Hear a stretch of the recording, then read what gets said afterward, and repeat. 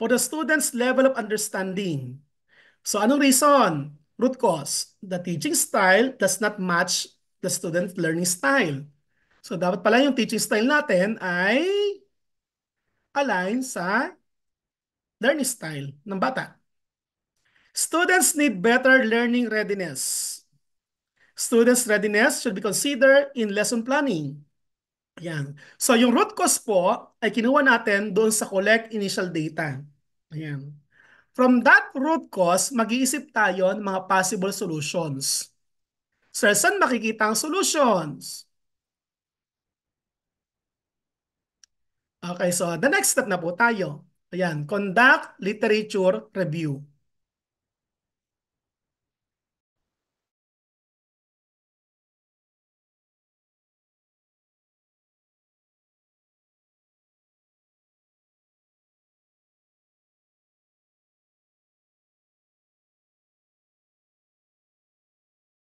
Saglit lang po for 2 minutes. May annotation lang buburahin ko.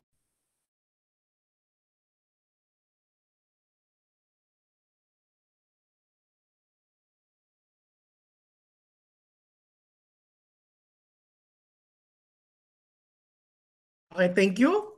So after the root cause, we need to identify the possible solutions. Paano maghanap ng solutions? So it's better to conduct literature review. Magbabasa po tayo ng literatura. So we search related literature and related studies. Ito po yung RRL at RRS. Then read them. Saan ako kukuha ng mga literature and studies? So hanap po tayo. Una, we use search engines and websites. Google Scholar. Yan. Pwede naman po kay Eric ng Amerika. Education Resource Information Center. Yeah, so mas credible ang research sa Eric kumpara sa Google Scholar. Kung wala kang makita dyan, marami pa. Journ, Academia. So, pero mas credible ang Journ kumpara sa Academia. Kasi sa Academia, marami nag-upload ng mga research paper na wala namang quality control. Next, Scielo. Ito, mas kilala ito, Subdowatch. Ito po ay mga international peer review journals. So, yan po ang papasukin natin mamaya pag-site, pagkukuha ng literature and studies. So, next website, Sage ResearchGate, Science Direct. So, Science Direct, ito po yung Scopus Index. Nandito po yung mga taas na journal na pwedeng kuwanan ng research articles. So, meron pa. Ayan, si Scopus at si Web of Science. So, yung mga highly impact journals and research ay nandito sa Scopus at Web of Science. Makikita. Yan na po ang ating mga websites na pupuntahan. Mamaya, I will demonstrate. So, kung wala kang makita dyan, meron pa Springer Link and Base. So, ito po yung mga website, search engine din ng mga journals. Ang journals ay compilation ng research articles or paper. Next, Gestor. Yan. Ideas sa Philippines. So, ito po din po ay pwedeng kuwanan ng mga research papers na publish. Sunod, ayan, si CORE at si NDLTD, LTD, yan. So, si CORE at saka si NDLTD ay mga websites sa pwedeng kuwanan ng research paper. Meron pa sa Pilipinas, Philippine Journal of Science, UP Diliman Journals. So, ito po yung mga local studies sa Pilipinas na pwedeng kuwanan. Next, Philippine e-journals and the National Library of the Philippines. Pwede niyo pong kunan to ng mga journals at mga research papers. Meron pa, the PEAC, Philippine Education Research Journal, and the Asia Regional Integration Center. Meron po dito mga research paper na pwede niyong gawing sources of literature and studies. Meron pa po, the Philippine Social Science Journal, TUCLAS. So ito po ay mga journals na sa Pilipinas, local studies. Sunod, hasaan. Wow, unveil. At yung ating pambansang samahan sa linguistika at literaturang Pilipino. Ayan. So ito po ang kanilang website. You can search local studies from this website. Ayan, sir, paano naman yung may bayad? Ayan. Pag may bayad ang research paper or article, gumagamit na po tayo ng hacker si Sci-Hub. Ayan. So si Sci-Hub po ay kayang mag-hack ng mga paid research paper na except recent. Yung 2024, hindi pa niya kayang i-hack. So, pag open access naman ang ating journal, pwede nyo na pong kunin i-download. Pero pag hindi open access, may bayad po yon. So gagawin nyo po, kukopyahin yung DOI o yung URL, ipapaste dito. Pagka-paste dito, click open. Da-download niya po. So yan po ang mga search engine, websites, at hacker na pwedeng gamitin sa pagkuha ng literature and studies. So doon tayo sa literature. Yan. Sir, meron tayong 4 types of literature and research. Una, contextual literature. Idea, concept about research problem, setting, and context. Pag nagbasa tayo ng introduction part ng research paper, nandun ang contextual literature. What different authors say about your problem, the setting, or the context. So example, learning gap. What is learning gap according to the different authors? What is learning gap in abroad? What is learning gap in the Philippines? Contextual literature. Next, related literature. Ito po ay ideas, concept about research topic, variable or construct. So ano ba yung mga variable mo o construct na pag-uusapan natin sa research mo? Halimbawa, student engagement. Student engagement is a construct. So, what is student engagement according to the different authors? What are the dimensions of student engagement according to the authors?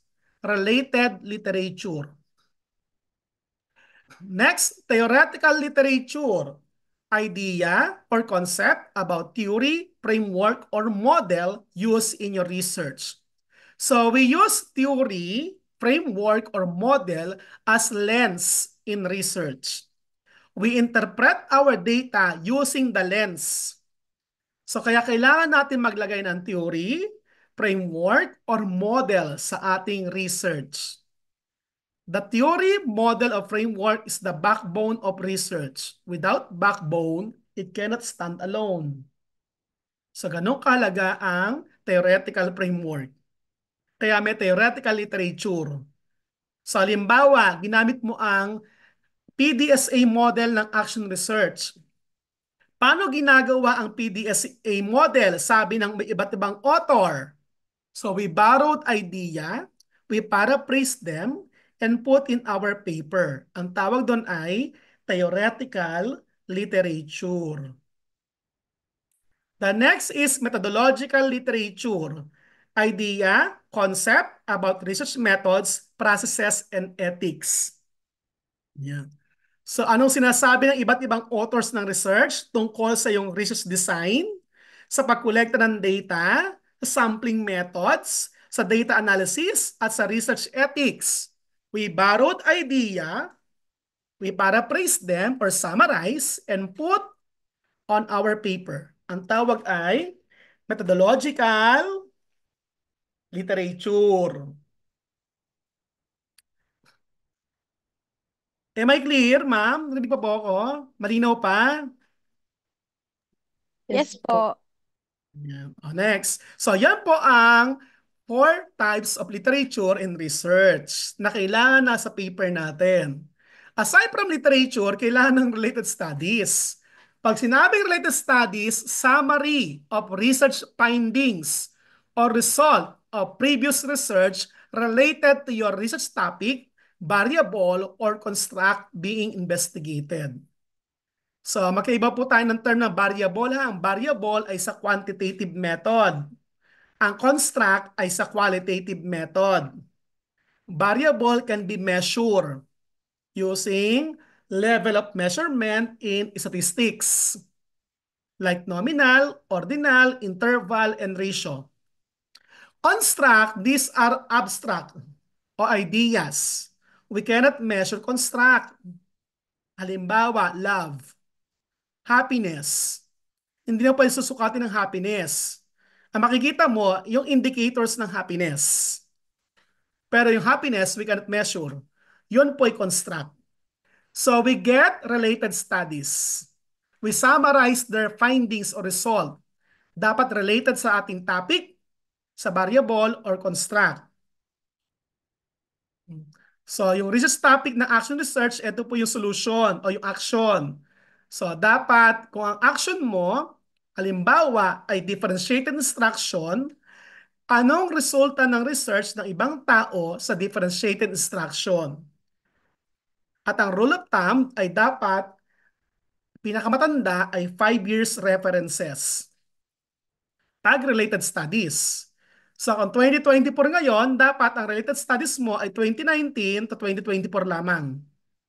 We summarize the findings or result with proper citation before putting in our paper. Ang tawag ay related studies. May note po dito. Always paraphrase or summarize borrowed ideas or concept and put proper citation using APA Style 7th edition. So the next session, nandun tayo sa writing, sa November 9, doon ituturo ang APA style, kung paano sinusulat. Okay, next po. Ito na po, demo na tayo. Kindly join me in searching the literature using your topic or solution in the computer. So, mag-change po ako ng slide. App sharing. Okay, so mag-demonstrate po ako how to search online. I will present my entire screen. Hindi ko po kayo makikita.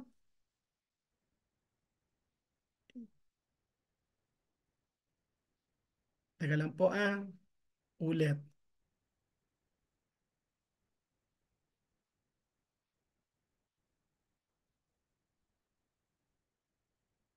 So again, I will share my entire screen. So I will demonstrate how to search literature. Is my screen sharing now? Hindi pa. Okay na. Ito po. Okay na po, sir. Okay na Sa ating search engine, we can type Google. Kita po ba si Google? Yes po. Type Scholar o Google Scholar. Click. Ito po si Google Scholar. Click. Ayan. So dito po, ang type natin ay yung topic. So, halimbawa, ang topic mo ay gamification. O kaya pwedeng problem din po. Yan. So, naisip ko sa gamification. So, lalabas po sa Google Scholar yung mga articles o research paper. So, i-custom po natin. So, dapat at most 5 years. 2019 to 2024. Maghanap. Ayan. So, example po, may sa HTML, may sa paper, ito yan. Yan, strengthening gamification studies. So, ito po ay related studies po. So, buksan natin. Ayan. So, Elsevier. So, pag Elsevier, ito po ay high impact journals. So, hindi po yan open. Kasi wala siyang makikitang PDF sa ilalim. Pag may PDF, yun po yung open access. Pwede mong makuha. Sir, paano pag walang PDF? Hindi yan open access. So, doon na po tayo mga hack. So, i-open ko sa Sci-Hub. Punta ulit ako kay Google. Type ko ang Sci-Hub. Hanapin ko yung ibong itim. Ayan. Ito po. Yung ibong itim na mayroong susi, Sci-Hub. Try ko pong i-hack. Ito po yung URL, http://doi So, on. Pe-paste ko po kay Sci-Hub.